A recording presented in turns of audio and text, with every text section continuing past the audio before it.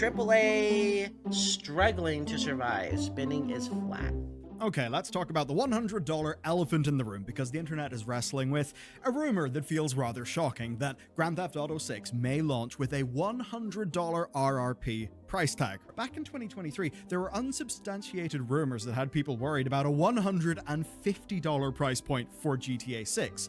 Now that did obviously $150, but this time it's based on an there's analyst no way they sharing would his make it TLDR of private $150. discussions that he Like, I get GTA 6 is like a really next gen game whenever they come out with a GTA, but there's no way they're gonna make it $150, man. I hate how they're increasing prices on these games. Like, I really want to play Monster Hunter Wilds that come out next month, but to be honest, I probably can't afford it. It's gonna be like $80. It's crazy. Like, everyone talks about, oh, it's because inflation. I'm like, I haven't seen my paycheck inflate, okay? Everything needs to inflate if you're gonna increase cost on games.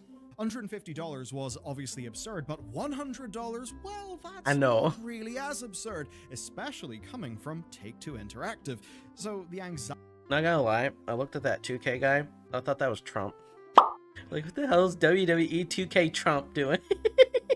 The hell's he doing in freaking WWE? Take-Two are the very company who led the charge on the increase from $60 to $70 as the AAA standard. But here's where it gets more complicated. You and I may be adamantly opposed to paying $100, but many people obviously are not, because deluxe edition, season passes, premium bundles, all of those things. We also all know the AAA budgets are kind of ballooning, and it's not just the big evil corpo types that are saying this. Yes, people will pay for season passes, or they'll pay for like a DLC or an extra edition. But like, there is a mass majority of people that buy the base game and then they upgrade later if they like the game. A lot of people don't want to spend $80 or $70 on a game, like up front. Do people just not, do they not look at like the normal gamers that they're not going to spend that money? You're not supposed to say this out loud. The point is, actually, this is kind of what they're all thinking. So let's get into the story. What kicks it off is this. It's Matthew Ball's State of Gaming 2025 report, and it suggests that some players in the industry are quietly hoping for Rockstar to break the $70 ceiling. Whenever Larian's publishing director effectively, confirmed it with a cheeky, you're not supposed to say that out loud, he was really just reiterating a point that he also made last August when he talked about rising development costs and inflation as well. But of course, he gets to say that from the position of selling people Baldur's Gate 3. That's a game with such an absurd value proposition that it still has 24-hour peaks of 75k on Steam. But it's not just him. This point is cropping up everywhere. As an example, Capcom's president just recently at Tokyo Game Show talked about development costs exploding, quote, 100 times higher since the Famicom days.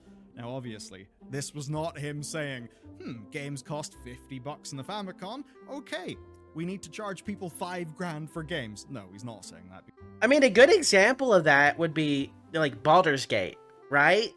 Baldur's Gate, they didn't have investors, did they? They were completely closed, I think. I don't remember. I'd have to look it up. I'm pretty sure. Everyone needs to do it like Baldur's Gate did. They came out with a demo at the beginning for $30. You got to play like the very first section of it. Cyberpunk? Was it Cyberpunk? I thought Baldur's Gate 3 was like that too. Maybe I'm wrong.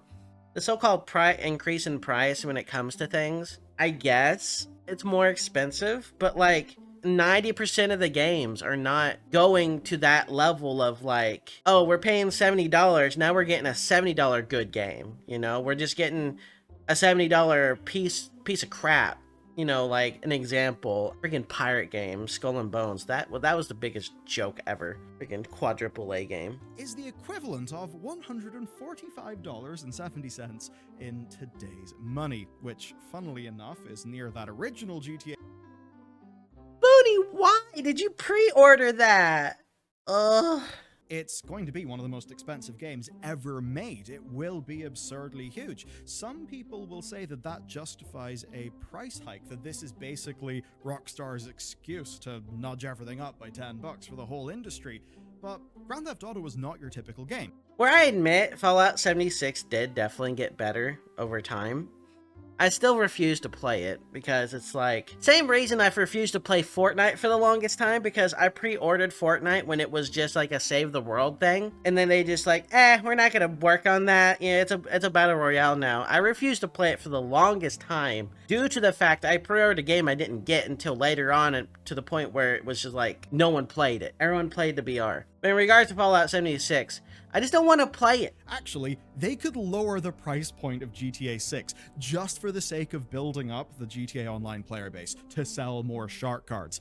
The point basically is they're in that rare tier along with Call of Duty where they can just spend $700 million in a game and be completely justified. One thing with GTA though, I feel like the reason they're making it more expensive, other than the fact I feel like GTA 6 is probably the only game I would spend money on.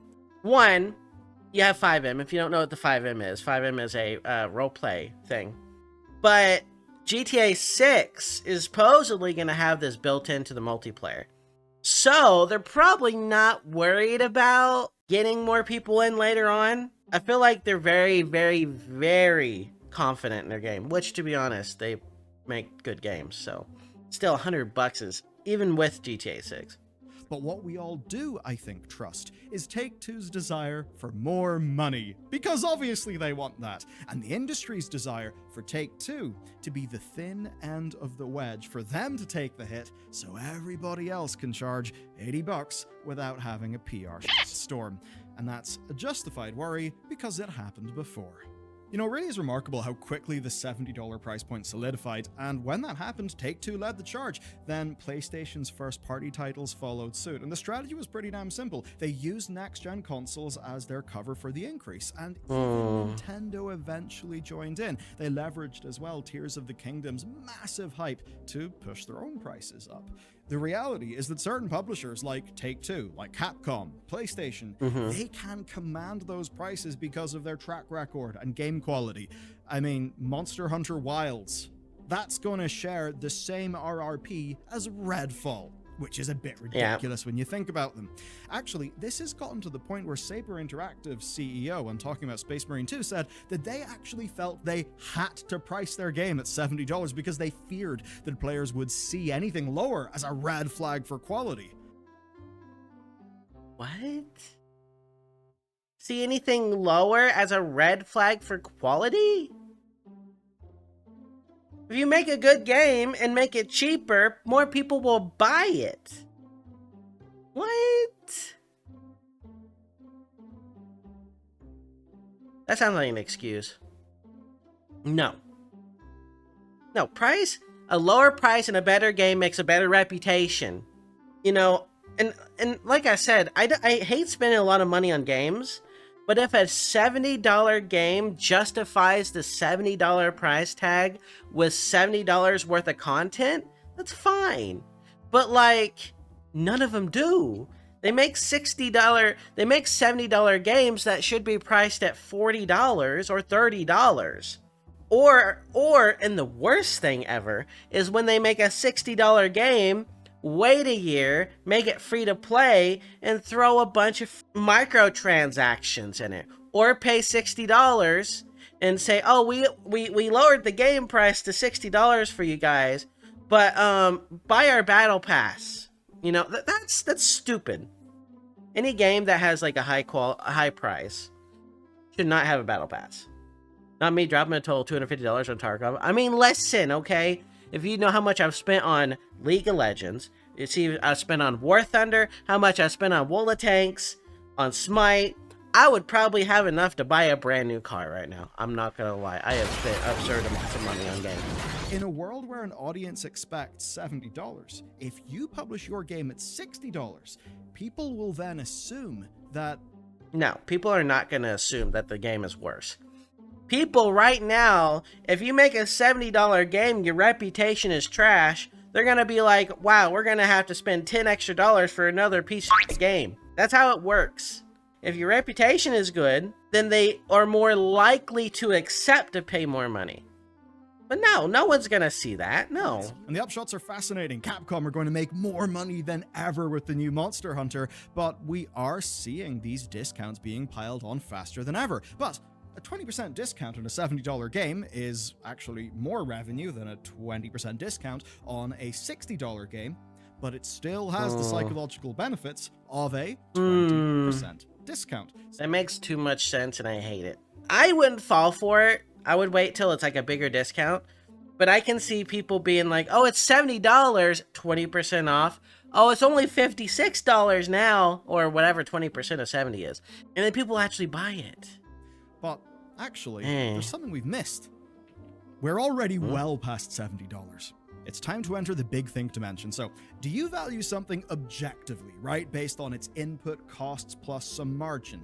Or do you think something is valued based on what someone in the real market is willing to pay for it? I'd say that at the very least for things that we experience like art, it's the latter, right? That's why millions of people buy games above that $69.99 RRP. $69.99 of today's dollars is in fact worth $57.75 in 2020's dollars. Yeah, inflation's a bitch. That's why Space Marine 2 had masses of people paying $30 extra to have some cosmetics, and I think most importantly, advanced access. They know that people who buy a game on day one are price insensitive compared to the average customer, because they're the people who still buy games on day one with full knowledge that deep discounts still do happen in the industry. And that means that they are the very people who you can laser target with premium advanced access. And in a way, we know part of the reason why. Budgets are indeed exploding. Spider-Man 1 was said to cost like $100 million. Its sequel that came out just 5 years later cost $315 million. Which, by the way, you can't just put down to inflation. It's also an industry-wide trend that I'll be diving into soon on the channel. But for now, I want you to check this out. This is from Matthew's report, and it's the RRP of Grand Theft Auto games from 1997, and it shows nominal price and inflation-adjusted price. It's kind of funny because Grand Theft Auto 1 would cost $100 in today's money. It almost fits the story too well. I hate when they use inflation. I really do. If everyone's wages increased with the same inflation that they're trying to push on the video games, it'd be slightly different. Slightly different. But our wages didn't increase to the same amount. And I don't know. It was just part of a whole stack of measures to increase revenue per customer without going so hard that it sparks deep outrage. But here's the thing, this distortion will hurt them. And within Matthew's report is a rather shocking thing about consumer spending. So not only is this, for all of the reasons that we know, but there's a deeper hidden sort of reason and risk here. And it's one we're about to face. Imagine Grand Theft Auto 6 ends up costing $80. Now compare that to, say, some skin bundles. It's the cost of a few skins for a Grand Theft Auto. Now for Grand Theft Auto, Daniel Ahmad is right. The RRP tweaks that Take-Two can make will pale in comparison to shark cards over the life of that game. And that brings me to the big risk here. Our perception of value. Because when you can buy a game that costs over $500 million to make for the price of a few skins in some other game, what does that say about value? What are we paying for? Are we even paying for content now? And here's the data to ram that home. This is worldwide consumer spending in real terms. The money being spent is going less and less into content, and more into upcharges and microtransactions. It seems that, again, in real terms, everybody is fighting for a roughly similar number of dollars, your dollars, and that pool of dollars doesn't seem to be going up as quickly as game budgets are. I mean, that makes sense. You know how many free-to-play games are coming out nowadays? Free-to-play games are the huge thing nowadays. And everyone spends a lot of money on there because $15 here, there, battle pass here, battle pass there. The game's free, I can spend a little money. It catches people in an addiction. And that makes sense. There's so much more of that happening compared to a $60 or $70 game. There's just more free-to-play junk now than ever before. And that's why there's more, I guess you would say, less paying for content and more paying for freaking skins or looking really cool. Another thing that doesn't help, and I'll be honest with you, is streamers and content creators. That's another thing that kind of ironically doesn't help in this case, because a lot of games are building themselves as free to play and easy for a streamer or a content creator or an influencer to get stuck in it. You know, the battle passes, or grinding out to this, grinding out to that. People watch their favorite streamers and then they grind out to this and they're like, I want that. That's how they do it. And then they grind out to that too. That's another aspect. There's no stories in games anymore. And I hate to say this, unless you're large, or a lot of people won't watch a content creator a lot of times just to watch a story. But people will hop in to watch fast action, you know, FPSs and stuff like that. Like, YouTube is fine for story related stuff, but like, I don't know. I feel like story games, people's attention spans are just not that large anymore. People have absolute ADHD. That's also a big issue. Like, for some reason, developers take streamers and to make their stuff. Yes, I mean, the number one purchasers is gamers. Gamers and streaming go hand in hand nowadays. People will definitely watch stories. Tonight's story is why did cryzera. Listen, other than that. But what I'm getting at, like, I've noticed, unless you're a really large, like, content creator and everyone watches you anyway, a lot of people don't stick around for stories. And the reason for that, unless it's a really good story, like Cyberpunk, and it's a new game and there's hype, a lot of people don't stick around for stories because their attention span is, like, tiny nowadays. I mean, mine included. My attention span is awful. Just overall. Well, on balance, more of those dollars are going into what I would call low-value upcharges like skins and not game content, which is a problem if you're here for actual video games. Well, thing is, Warhawk, I'm more willing to spend $100 on GTA6 than I'm willing to spend $60 on an Ubisoft game nowadays. And that's just because when I see Rockstar make a game, I know it's going to be they have a very good reputation for quality. I mean, the new Assassin's Creed game coming out, you should watch it. It looks awful. And I feel like that's like the one game that's going to either make or break their business, to be honest with you. Now to bring it back to Larian, Baldur's Gate 3 is not full of upcharges and bullshit. The $70 games that it competes against, though, often are full of that bullshit. And of course, those are, you know, the big traditional AAA publisher titles that set expectations industry-wide. $70 works for them, right? Those big AAAs, because they can monetize in so many other ways. And that's the real point here. The unit economics, the business models, those shape what sorts of games get made. And that matters if you care about games as an art form. What's harder, spending untold millions for the chance to sell a new creative $70 game, or just pumping out more $15 to $25 skins to sell to the people you already know you have in the game you've already made? I hate hearing that. Like, that whole aspect of what's easier to sell, a skin or an entire DLC. And the unfortunate thing is people are more likely to buy a skin in a game than they are a DLC for triple the price. What I will say is I don't think the Grand Theft Auto 6 will cost $100, but I think the Early Access Edition might, and it will probably be, I mean, the most hyped game for at least a lot of people of this entire decade. So if they do decide to, say, have a $30 more expensive Advanced Access Day 1 edition, yeah, it'll cost $100 for sure. But here's the real point and the disingenuous thing that I see.